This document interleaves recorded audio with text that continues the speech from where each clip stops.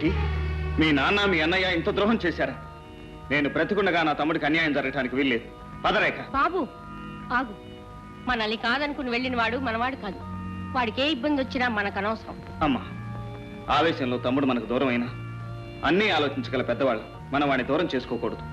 తనకై తన తప్పు తెలుసుకునే వరకు మన మంచితనం చేతకాంతనంగానే కనపడుతుంది బాబు. ఇంకా ఏం తెలుసుకోవాలమ్మా? పిలిచి పిల్లనిస్తామన్న వాళ్ళు కావాలని జైల్లో పెట్టించారు. ఇది చాలు తమ్ముళ్ళలో మార్పు రావటానికి. పైగా ఆపదలో ఉన్నప్పుడు ఇలాంటి పంతాలు పట్టింపులు పనికిరావద్దయ్యా. పదరాక నేను వస్తాను. వస్తామమ్మా.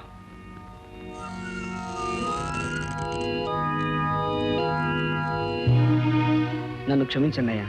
తమ్ముడు, అవేం మాటలు? మారుటన్నవన్నీ అవమానించి వెళ్ళి ఆ మృగాల బొమ్మలో పడ్డాను. వాళ్ళు చేసిన నేరాలు నా నెత్తిన తోశారు. అంతా విన్నాను. వాళ్ళ సంగతి నేను తెలుస్తాను. రేఖ, నా వాళ్ళింత కిరాతకులని నాకు తెలియదు సుధా. నన్ను క్షమించు.